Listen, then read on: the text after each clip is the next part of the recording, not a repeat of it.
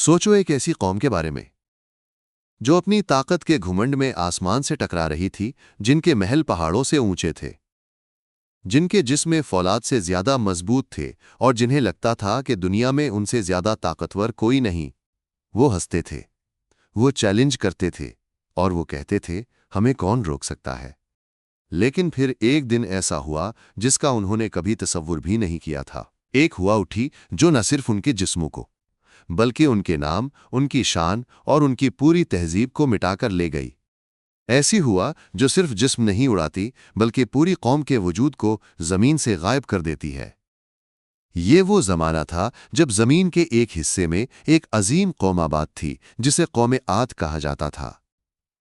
ये लोग रेगिस्तान के बीचों बीच ऐसी वादियों में रहते थे जहां आम इंसानों का गुजर भी मुश्किल था, मगर उन्होंने वहां अपने लिए ऐसे शहर बसाए थे जो ताकत और तामीर का अजूबा थे।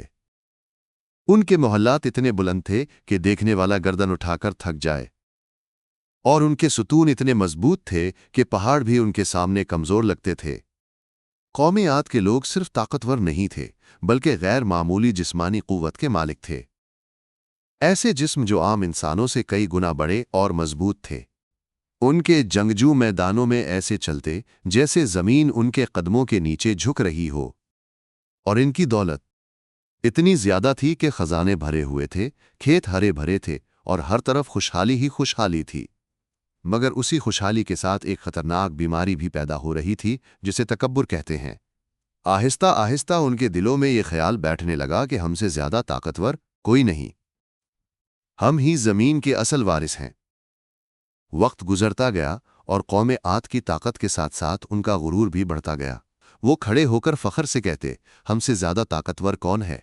उनके दिलों में ये यकीन बैठ चुका था कि अब उन्हें कोई नहीं रोक सकता, ना कोई इंसान, ना कोई कुदरत। जब भी कोई उन्हें समझाता, वो हंसते, मजाक उड़ाते और कहते, ये सब कहानियां हैं, हमें कोई अजाब नहीं आ सकता। उन्होंने अल्लाह की निशानियों को भी नजरअंदाज करना शुरू कर दिया। हुआ बारिश, तूफान, सबको अपनी ताकत के ताबे समझने लगे। इनके जवान वादियों में खड़े होकर बाजू फैलाते और कहते, देखो, हुआ भी हमारे हुक्म की पाबंद है। यहां तक कि वो कुदरत को चैलेंज करने लगे, जैसे जमीन, आसमान सब कुछ उनके इख्तियार में हो। और यही वो लम्हा था जहां उनकी ताकत नहीं बल्कि उनका गुरूर उनकी तबाही की बुनियाद बन रहा था। जब कौम आद का गुरूर हद से बढ़ गया तो अल्लाह ने उनकी हिदायत के लिए अपना नबी भेजा। हजरत हूद अलैहिस्सलाम वो इसी कौम में से थे। उनकी जबान, उनकी आदात, सब कुछ वही था, मगर दिल में सच्चाई और अल्लाह का पैगाम था। हजरत हूद ने नरमी से अपनी कौम को पुकारा, ए मेरी कौम, सिर्फ अल्लाह की इबादत करो, इसके सिवा कोई माबूद नहीं। उन्होंने उन्हें तकब्बुर से रोका और खबरदार किया कि गुरूर इंसान को तबाही की तरफ ले जाता है। मगर कौम आद ने उनकी बात सुनने के बजाय हंसना शुरू कर दिया। कुछ लोग मजाक उड़ाते, कुछ रास्ता बदल लेते और कुछ खड़े होकर कहते, तुम्हारा अल्लाह हमारा क्या बिगाड़ लेगा, हमसे ज्यादा ताकतवर कौन है। हजरत हूद बार बार समझाते रहे, दिन हो या रात, बाजार हो या मैदान, मगर इनके अल्फाज पत्थर दिलों से टकराकर वापस आ जाते, और यूं सच और गुरूर के दरमियान एक खुली जंग शुरू हो गई। फिर आहिस्ता आहिस्ता ऐसे आसार जाहिर होने लगे जो आम नहीं थे। आसमान पर अजीब सी खामोशी छा जाती, हवा का रुख बदलने लगता और वादी में एक अनजान सा खौफ महसूस होने लगा। ये छोटी छोटी निशानियां थीं, एक तंबीह, मगर कौम आद ने उन्हें नजरअंदाज कर दिया। हजरत हूद रोज उन्हीं गलियों, उन्हीं बाजारों में खड़े होकर अपनी कौम को पुकारते, अल्लाह से डरो, उसके अजाब से पहले पलट आओ। मगर जितना वो समझाते उतना ही लोग मजीद जिद में आ जाते। वो हंसते कहते, हमें डराने की कोशिश ना करो, हमें कुछ नहीं होगा। और यूं खौफ की जगह गुरूर ने ले ली। अब कौम दो हिस्सों में बंटने लगी, एक तरफ वो चंद लोग जो सच को मान चुके थे और दूसरी तरफ अक्सरियत जो अपने गुरूर में अंधी हो चुकी थी। लेकिन किसी को अंदाजा नहीं था कि ये खामोश निशानियां एक बड़े तूफान का आगाज है। आखिरकार वो लम्हा आ गया जब हजरत हूद ने अपनी कौम को आखिरी बार खबरदार किया।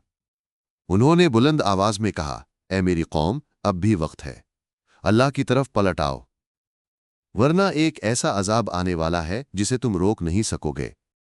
इन्होंने इस अजाब की तस्वीर खींची, ऐसी हुआ जो तुम्हारी ताकत, तुम्हारे महल, सब कुछ मिटा देगी। ये वो लम्हा था, आखिरी मौके, आखिरी दरवाज़ा। मगर कौम आद के दिलों पर गुरूर की मुहर लग चुकी थी।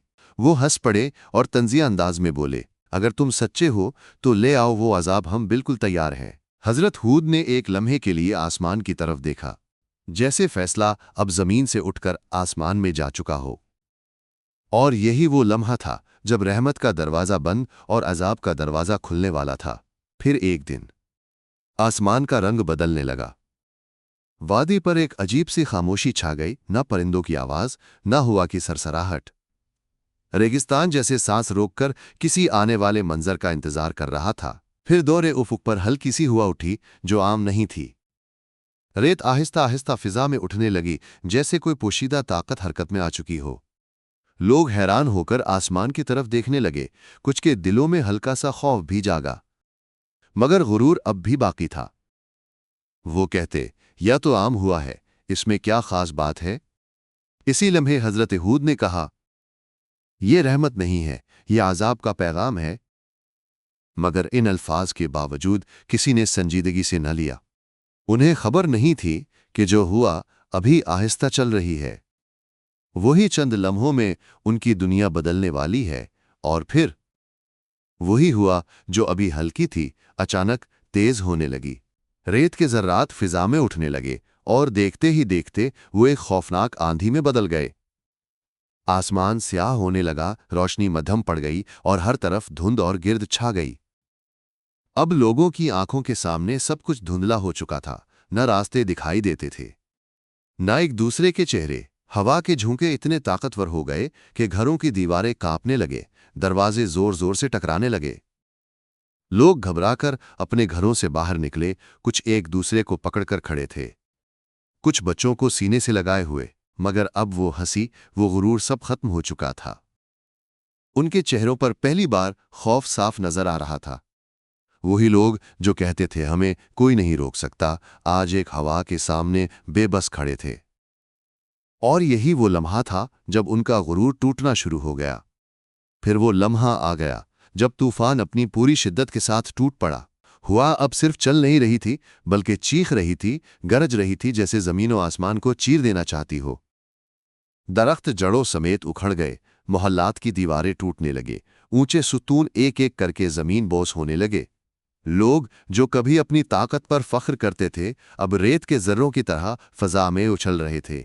हर झोंका इन्हें उठाकर फेंक देता, जैसे उनका कोई वजूद ही ना हो। पूरा शहर, पूरी तहजीब देखते ही देखते बिखरने लगी। ये तूफान एक दिन नहीं, 2 दिन नहीं, बल्कि मुसलसल 7 रातें और 8 दिन तक चलता रहा।